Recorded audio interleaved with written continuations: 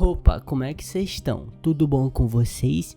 Meus bandidinhos, essa aqui é uma continuação de uma obra que a gente já tem no canal. Se quiserem uma próxima parte, já sabem, né?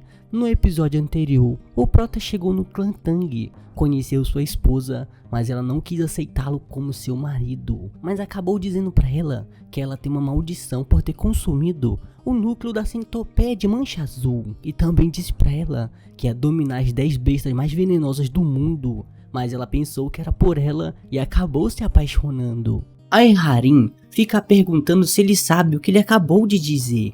O Prota fala que acha que não, todo envergonhado. Aí Harim diz que esse caminho vai ser bem difícil e desafiador. Pode levar 10 anos ou até mesmo 20 anos. Poderia até mesmo ser um esforço de uma vida inteira para enfrentar tal desafio.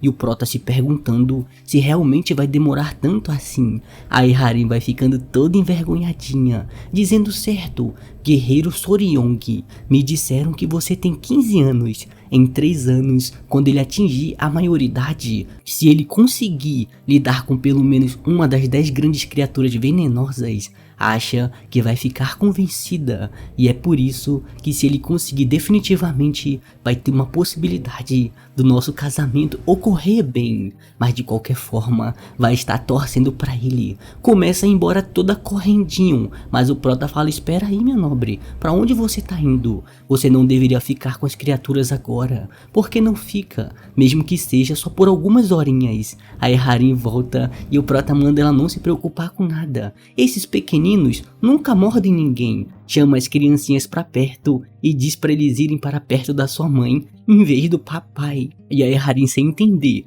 mas ele tenta explicar que não foi isso que quis dizer pra elas. Enquanto isso, os 3 anciãos estão conversando, dizendo que o talento extraordinário deste jovem guerreiro não parece ser o suficiente para conquistar o coração da filha deles. E o grande patriarca perguntando se ele ouviu essas coisas de manhã. Parecia que algo estava acontecendo entre os dois. A mãe dela fala que o jovem guerreiro foi rejeitado pela Haorim. E o grande patriarca só pensando, caramba, forçar um casamento realmente não é a coisa certa. Seria melhor que os dois desenvolvessem sentimentos naturalmente, um pelo outro. E a sogrinha perguntando que tal deixar Haorim cuidar do treinamento de artes marciais do jovem guerreiro. Passar mais tempo junto ajudaria eles a ficarem mais próximos. E o grande patriarca dizendo que devem descobrir se o sábio ancião curandeiro pode conceder a graça do elixir purificador de medula e essência. Se a aptidão do jovem guerreiro for baixa, sempre pode ser aumentada, mas o Shao San diz que isso nem foi possível para Haorim, então não criaria altas expectativas, papai. E o grande patriarca falando que isso é uma pena, mas é verdade. Nesse momento, a Harim vem chegando bem na porta, falando que veio aqui fazer uma visita para eles. Assim que abre, tá toda envergonhadinha e pergunta por que os 3 estão juntos. Veio aqui porque tinha algo para dizer para eles. Ela vai fazer como eles disseram. E o Shao San fica todo surpreso com isso, perguntando do que ela tá falando. O que ele disse mesmo, já tá velho e com amnésia. E a sogrinha fica perguntando se o jovem guerreiro despertou seu interesse. Aí o Harim fica tão envergonhada que nem consegue responder. E o Shao San, sem entender como isso aconteceu tão de repente, pensou que ele não fosse do seu agrado antes. Aí o Harim fala que o jovem guerreiro, ele disse que vai se tornar o maior do mundo por ela. Ele mesmo prometeu isso. O Shao San, pouco curioso, fica mandando ela dizer o que ele falou agora mesmo. Aí o Harim fala que embora seu talento seja apenas de 10 venenos, ele prometeu preencher sua lacuna derrotando 10 grandes criaturas venenosas. E o grande patriarca falando, caramba, o que você disse? As 10 criaturas venenosas, esse cara tem muita coragem. E a sogrinha perguntando onde mais ela encontraria um pretendente como ele. Aí o Harim fala que embora seu coração esteja disposto, disse a ele que só vai concordar com o casamento se ele conseguir capturar uma das 10 grandes criaturas venenosas antes de atingir 18 anos. Se pergunta se ele entendeu as suas respostas. E o Shao San perguntou por que ela não pediu pelo menos 3 bestas. E a sogrinha falando que os homens não são muito espertos com essas coisas. Aí o Harim fica perguntando se deveria ir de novo lá explicar pra ele, mas a sogra fala que não. Se ele não perceber que já estão dando a sua aprovação, ele vai se esforçar ainda mais. E o grande patriarca falando que por enquanto vai tratar ele como futuro genro, mas vamos agir como se estivessem indeciso. Com todo esse esforço, ele naturalmente vai se tornar parte da nossa família. No sonho, o Prota tá conversando mais uma vez com a Centopeia Azul, falando que ele conseguiu conquistar o coração da jovem senhorita. Hoje, provavelmente, será seu último dia. Seu ressentimento foi resolvido, então sua alma logo vai ascender para o além. Pergunta se tem algo que poderia fazer por ele. Se for possível, vai fazer qualquer coisa. O Prota pensa por um tempo e pergunta se poderia dar uma olhada no seu corpo. A Centopeia fala que isso é de se esperar, o nosso benfeitor é um homem. Começa aos poucos tirar sua roupa, dizendo que ele deve ter uma luxúria. Mas o Prota fala, peraí, tu realmente tem que tirar essa parte da roupa? E a Centopeia perguntando se ele quer fazer assim mesmo, com as roupas. Mas o Prota fala que não foi isso, ele queria ver a aparência de uma centopeia de mancha azul. Aí o Harim Centopeia tinha entendido errado, já que ele ia fazer outras coisas sapequinhas com o Prota. Desfaz sua transformação e pergunta se assim está bom, virando a sua grande centopeia que ela era antes de falecer. Isso faz com que o olho do Prota fique brilhando, falando que é real. É realmente enorme. Começa a pedir para tocar um pouco, mas já estava tocando. Pergunta se isso é a prova de água. Como algo tão grande consegue sustentar suas articulações? Acha que quando ela anda, ela pisa exatamente no lugar onde sua perna da frente pisou. Pergunta se pode tocar nas pernas também, mas já tocou.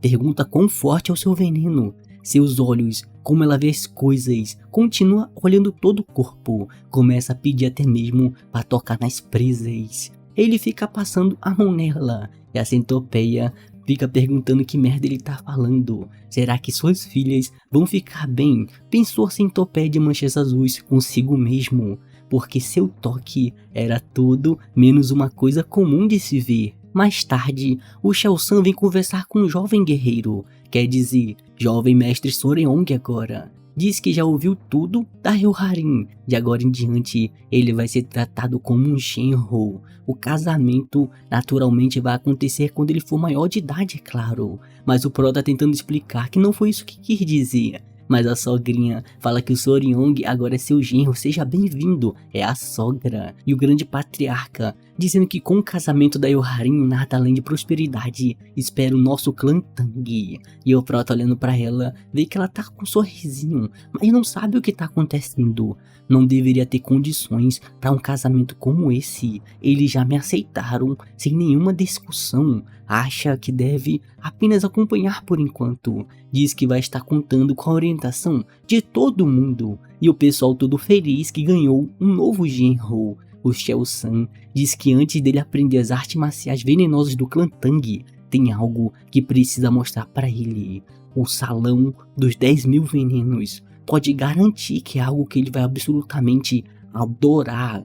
Todos estavam esperando por eles nesse momento. O grande patriarca diz que como um membro da família Tang, dar seus primeiros passos no Salão dos 10.000 Venenos é uma tradição preciosa para toda a família.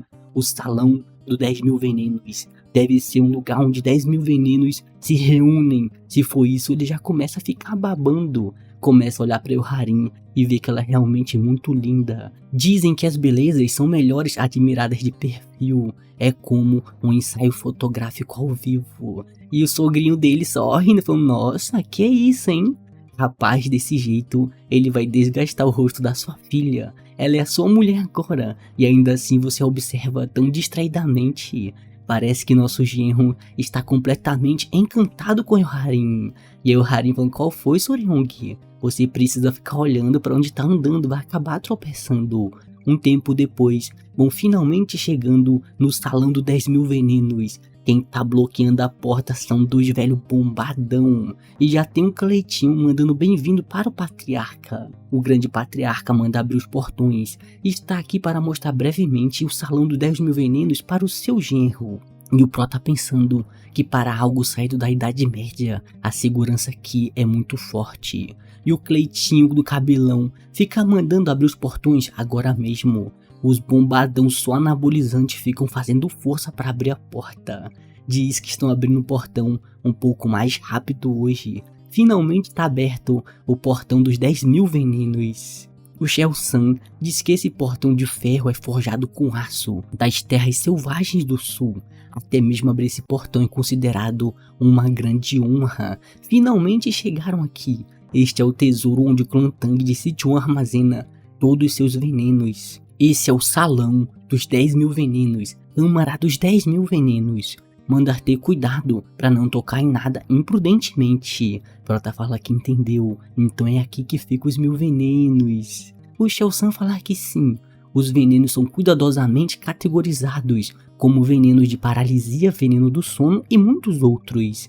Pede para o Harin explicar para ele. Acha que ele vai aproveitar mais ouvindo de você. E é o Harin aqui, toda envergonhada, falando sim, papai. Chama ele para ir para outro lado, vai mostrar os venenos mais fortes do clã Tang primeiro. Esse é o veneno dissipador de Ki, o mais temido pelos artistas marciais. Uma vez inalado, torna impossível usar energia interna, então precisam ser cautelosos. Começa a mostrar outros, diz que todos esses venenos são os mais potentes. O veneno mais forte do clã Tang é algo completamente diferente. Diz pro Toryong dar uma pegada. Ele pensa que é apenas um feijão, parece até mesmo um feijão de tigre. Aí o Harin diz que deixando de lado os venenos das 10 grandes criaturas venenosas, este é o veneno mais poderoso que existe. É uma planta que simboliza o clã Tang, a semente da planta mamona. E o Prota, sem entender, fala, ué, isso não é ricina. Ricina é uma toxina muito forte e altamente potente, famosamente usada no assassinato do guarda da chuva. É um veneno 100.000 vezes mais forte que o cianeto. Aí o Harin diz que esse veneno chega mais perto do ideal do clã Tang de ser incolor, inodor, insípido e sem forma. Por isso, o nomearam como o mais raro e precioso de todos os venenos dourados. E quando é usado para matar alguém, chamamos de morte dourada. Manda ele se lembrar bastante disso. O veneno mais forte não é aquele que causa agonia ou uma morte mais horrível. O veneno mais forte é aquele que mata silenciosamente, rapidamente e sem deixar vestígios. As artes venenosas do clã Tang de Sichuan também aspiram esse ideal, discretas e certeiras. Um clã de assassinos, é isso que ele fica pensando. O grande patriarca diz que agora vão ver as bestas venenosas que ele está tão ansioso para ver. Se ele estiver interessado, pode até mesmo ficar cuidando delas pessoalmente. O clã vai fornecer todo o suporte que for necessário. E o Prota fala, caramba, eles apoiam o meu hobby. Mas nesse momento, o pessoal chega dizendo que o patriarca precisa sair imediatamente. O Cleitinho já vem chegando todo ofegante, dizendo que ele precisa ir ao pavilhão da Tartaruga Negra nessa hora. Os anciãos do clã estão chamando. E o grande patriarca, com raiva, perguntando o que aqueles desgramados estão tramando agora. E o Prota fica se perguntando se anciões são pessoas do clã secundário da senhorita Hyorin que ela mencionou mais cedo. O Cleitinho diz que os velhos estão causando 2 problemas. Primeiro, o remédio que enviaram ao Lorde da cidade de Sichuan não teve o efeito desejado, e eles enviou uma carta cheia de reclamação. O outro problema, ele fica encarando o Toryong. São sobre o salão dos 10.000 venenos, então os rumores já estão circulando. O grande patriarca chama o Toryong para vir agora mesmo com eles também. Vão chegando no pavilhão da Tartaruga Negra. Os anciãos estão aqui, tudo velho, reclamando, perguntando como ele pode tomar uma decisão tão caótica sozinha, como ele pode escolher um órfão de origem desconhecida para se casar com a nossa amada Hyorin. E o Shell-san perguntando que merda eles falaram, um órfão de origem desconhecidas, agora esses miseráveis estão insultando seu genro. O grande patriarca diz que foi ele quem tomou essa decisão, eles têm algum problema com isso. Eles continuam reclamando, falam, por favor, grande patriarca, fale com o patriarca normal. Confiar a gestão do salão dos 10.000 venenos a um estranho sem habilidades, não podem fazer isso. Mas o grande patriarca diz que já aprovou ele agora mesmo. Aí o Harin fica pedindo desculpa. E o Prota pensando que acabou deixando ela preocupada. Mas pensa que a senhorita não é ela que deveria estar se desculpando. O Prota fala que não queria interromper a conversa dos anciões. já que esse problema parece surgir da sua própria falta de habilidade. Vocês ficariam satisfeitos se eu demonstrasse minhas habilidades e provasse meu valor, anciões. Por exemplo, resolvendo aquele problema problemático com o Lorde da cidade de Sichuan. E a Hyoarin perguntando que merda ele tá planejando. Normalmente, ele não é do tipo que se destaca e causa alvoroço. Mas se vocês vão perturbar minha vida pacífica como dono de animais de estimação, não vou simplesmente deixar passar. O Shao-san fica encarando ele por um tempo e os anciões ficam muito putos perguntando como o moleque ousa. Quando os anciões da seita estão falando, como se atreve um jovem insolente interromper a conversa dos outros. Ele pelo menos sabe o que dizia a carta do Lorde da província antes de se meter na conversa. Chefe da seita, veja só esse ninguém insolente se atrevendo a se intrometer de novo. Por isso que sugeriram alguém de um respeitável clã marcial. E o Pro tá pensando que esses velhos, quanto mais fala, mais enojado fica. Começa a lembrar do seu tempo de Space Febre. Ele tinha mais de 1 milhão de seguidores no total, com uma média de mais de 3 mil espectadores por transmissão. Diz que pelo que ouviu, eles ainda se recusam a lhe reconhecer como genro do clã, então para eles pode ser apenas um convidado. Naturalmente, com base de fãs tão grandes já havia muitos trolls perturbadores, causando caos sem nenhum propósito real. Diz que não só ajudou a salvar a preciosa filha da seita Tang, como também derrotou Rakshasha da mão sangrenta e salvou a vida do patriarca. É parte do clã Tang de Sichuan insultar um convidado e um benfeitor na sua cara. O tipo de malícia que ele vê aqui não é nada comparado aos haters que ele já lidou na streamer. É adorável em comparação. Os anciãos falam que isso não está certo de alguma forma. Falaram precipitadamente por desesperos. E o Pro tá pensando que esses velhinhos são patéticos. E o ancião fala que o mão sangrenta não pode ser verdade. Derrotá-lo isso é demais. Mas o Shao-san diz que não tem falsidade nas palavras do Soryong. E o ancião vendo o manual secreto fala: caramba, não pode ser verdade. Mas é autêntico e pertence à seita de sangue. O Shao-san manda mostrar ele a centopeia de mancha azul. O Prota vai mostrando e manda os anciões dar uma olhada nisso aqui. Mostra os seus bebezinhos que ficam bem felizes. E o pessoal surpreso falando que não pode ser verdade. O Shao-san diz que elas são descendentes da centopeia de mancha azul. Seu genro está criando. Agora vocês acreditariam em mim se eu dissesse que essas pequenas mataram o mão sangrento até a morte? E o ancião surpreso falando que está dizendo que esse jovem guerreiro conseguiu controlar aquela centopeia. E o Shao-san rindo, dizendo que eles recusaram a reconhecê-lo como genro. Supõe que devem continuar chamando de jovem guerreiro então. E o Pro tá falando: calma aí, ancião. Não brinquem com essas criaturas. Se fizerem isso, vão acabar igual mão sangrenta. Os anciões nessa hora começam a ficar com medo, dizendo: como assim? A gente não falou que não ia reconhecê-lo. É só que tem um processo para essas coisas. E quando esse processo é ignorado, é natural ficarem hesitantes. O grande patriarca diz que vão deixar de lado a questão do genro por enquanto. Mas por que não podem entrar no salão do 10 mil venenos? O ancião fala que isso é porque ele não se tornou parte ainda da família. Além disso, como poderiam confiar o salão de 10 mil venenos a um jovem guerreiro que nem atingiu 18 anos? E também é algo significativo, o salão de 10 mil venenos não pode ser tratado levianamente. O grande patriarca diz que tem uma solução simples. Pergunta se ele pode demonstrar sua habilidade. O Prota fala que sim. Para provar que sou digno do clã Tang, vai fazer isso do jeito do clã Tang, usando veneno. Os anciões já ficam com medo, perguntando se ele está dizendo que vai envenenar o Lorde da cidade. O assunto não é sobre matá-lo, precisam enviar um remédio para ajudá-lo. Tá mesmo correto isso, patriarca? Como esperado, nada acontece depois de uma mentira. Mas o Proto fala: ué, mas a seita do clã Tang não usa venenos? Como assim? No dia seguinte, o grande patriarca diz que vai fazer um teste, mas a partir de agora ele vai começar a aprender a arte marcial do clã Tang, a técnica do retorno dos 5 venenos. Isso vai incluir treinamento físico. À medida que pratica artes marciais, seu corpo naturalmente se adapta para se alinhar às técnicas que ele aprende.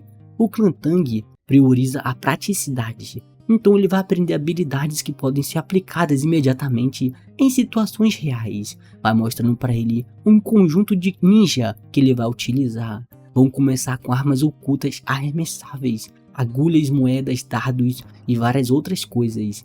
Há muitas outras armas ocultas não convencionais, mas a maioria pode ser categorizada nesses 5 tipos. Pergunta se ele sabe qual é a mais fácil de manusear. O prota diz que acha que pode ser uma adaga ou uma faca de arremesso. O grande patriarca fala que sim, e o mais difícil é o pó, mas também precisaria espalhá-lo de uma forma eficaz. E o mais difícil de todos é a agulha. E o prota pergunta se é porque é pequena, difícil de arremessar. O grande patriarca fala que não é só isso, é porque você deve se lembrar a posição exata onde arremessou. Vai mostrar para ele, é mais fácil de demonstrar do que ficar explicando. Pega um pincel e vai quebrando ele no meio. Assim, vai fazendo sair um monte de agulha que estava escondido dentro desse pincel. Mesmo assim, o grande patriarca consegue controlar todas as agulhas e fazer elas caírem todas em pé. As cerdas estão só cravadas na agulha. Todo o local fica rodeado de agulhas, todas envenenadas. O grande patriarca diz que o clã Tang tem uma técnica de arma oculta chamada de chuva de flores, que obscurece o céu.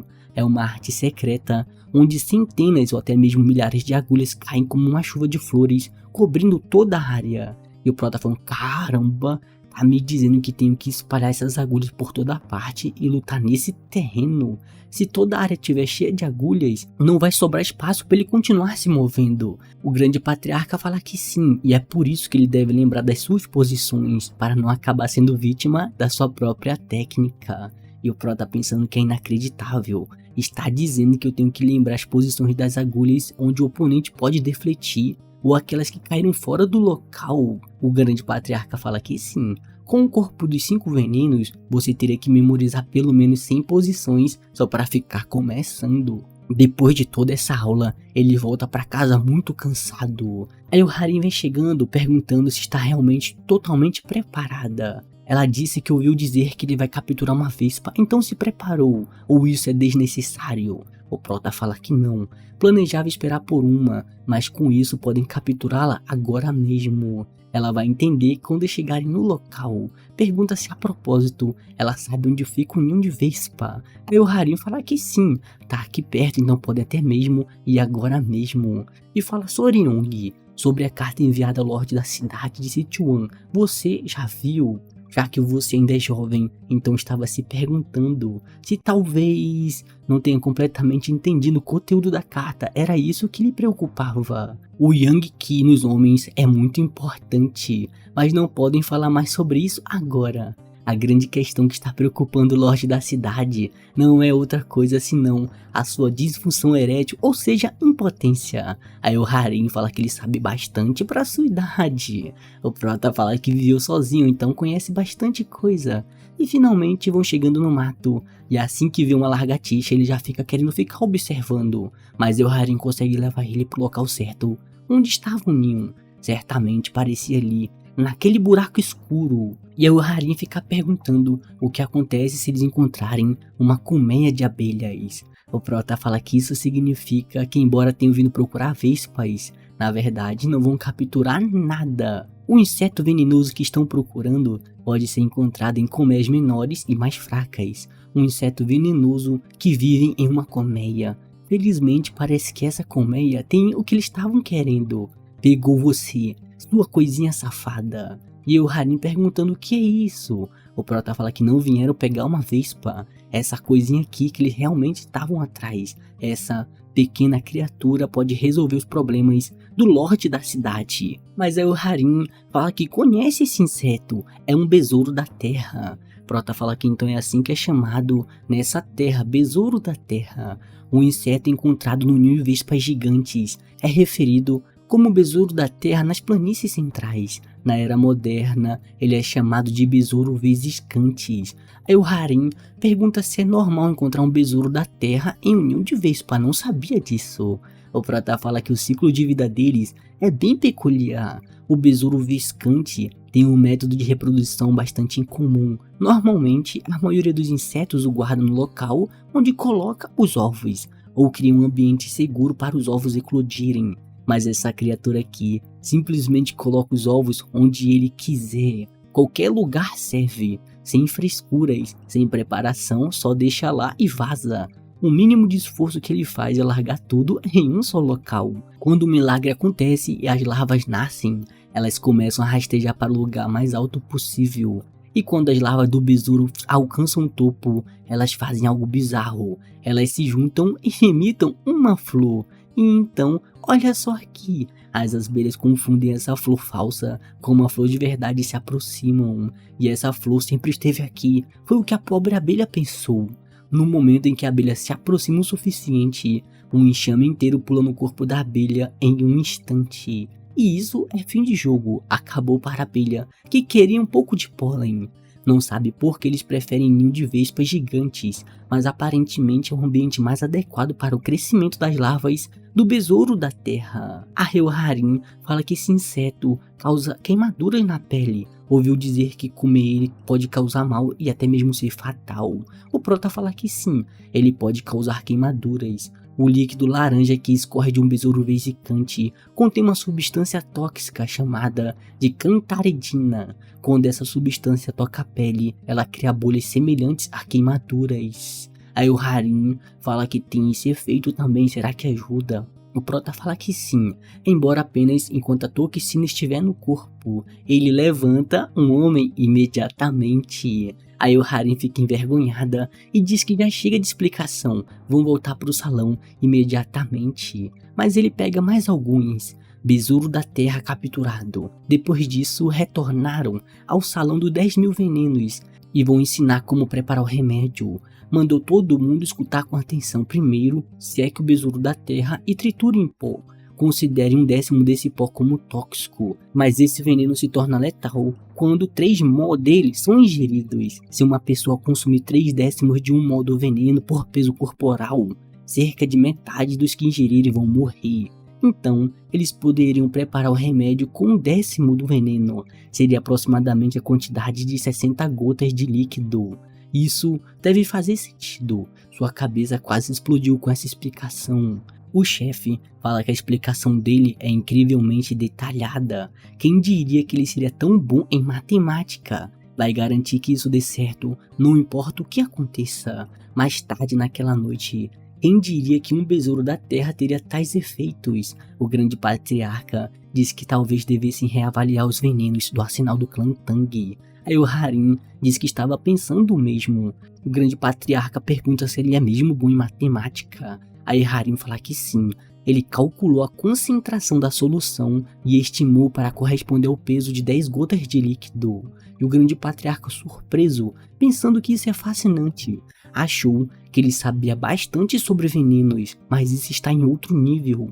Quanto mais aprende, mais percebe que essa criança é uma joia. Então, você deve gostar mais dele agora do que quando conheceu ele pela primeira vez. A Helharim diz que só se arrepende de ter sido precipitada no começo. O grande patriarca fala que contanto que ela compense isso daqui em diante, é o que importa. E a propósito, quando o remédio estiver pronto, como eles vão planejar testar esse efeito? A Helharim, toda envergonhada, diz que os anciões da família filial estão dizendo que ele foi insolente demais. Ele diz que vai testar levantando os anciões do clã diretamente. E o grande patriarca cai na risada dizendo que ele é um garoto bem divertido. No outro dia, finalmente, o remédio está pronto. E aqui ficam os anciões incrédulos, achando que não vai dar certo. Finalmente chegou sua caixinha com seu remédio.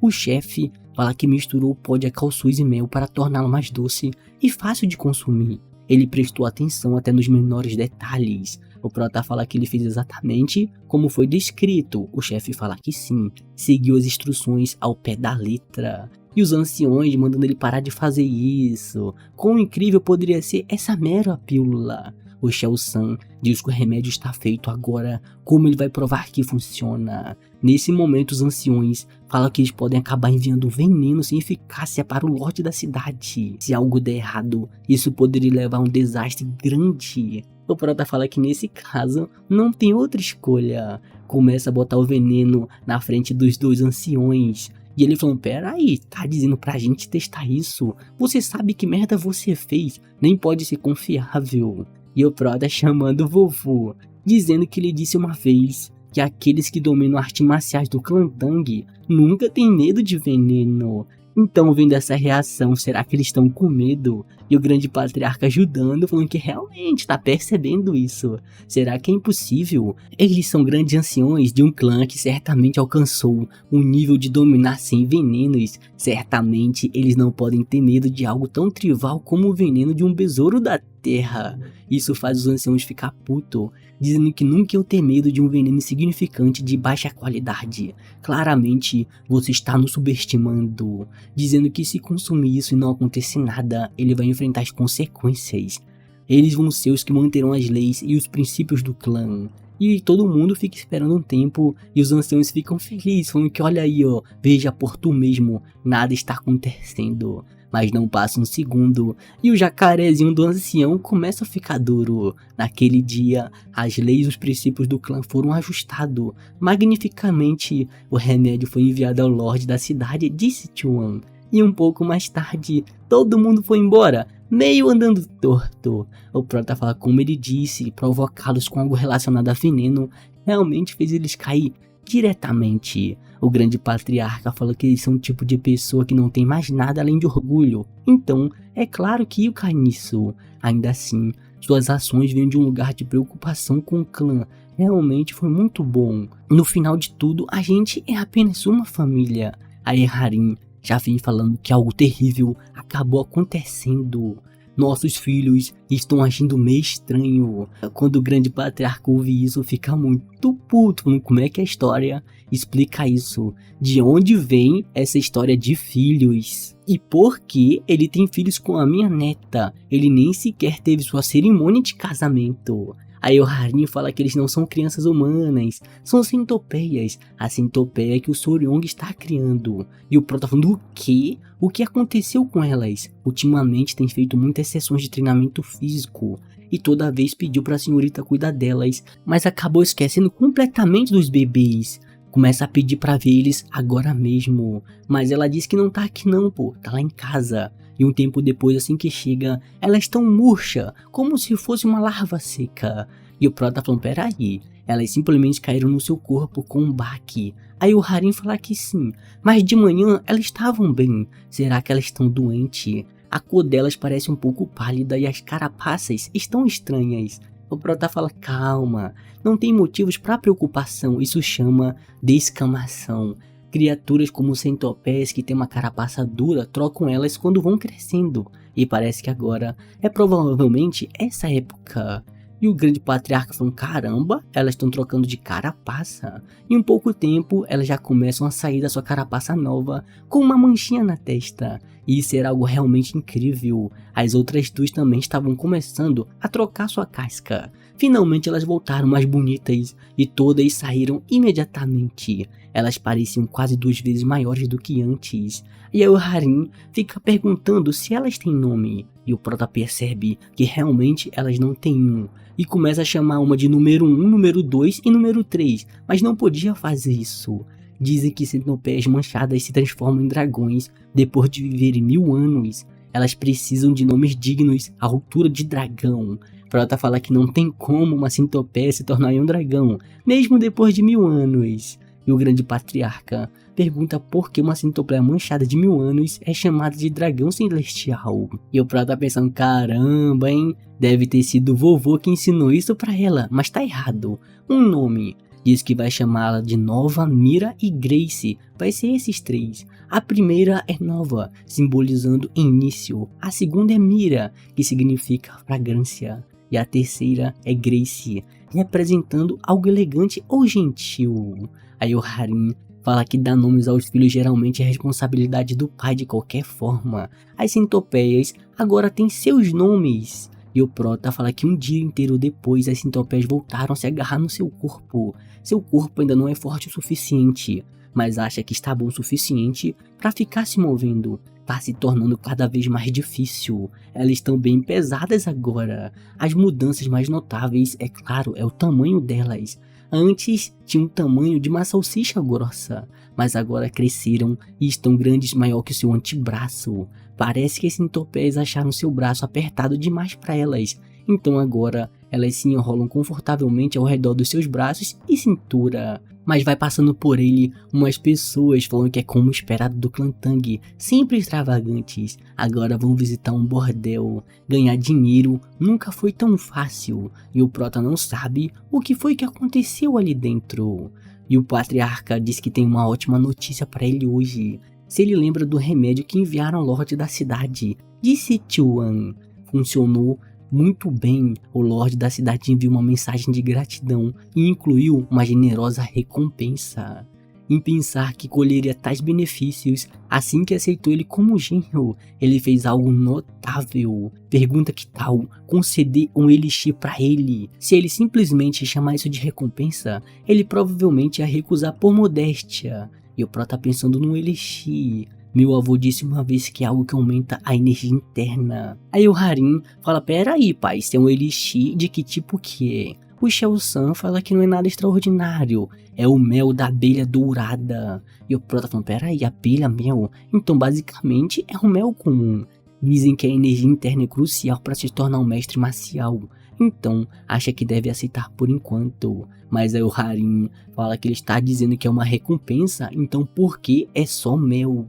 O que o Soreong conquistou dessa vez não é pouca coisa.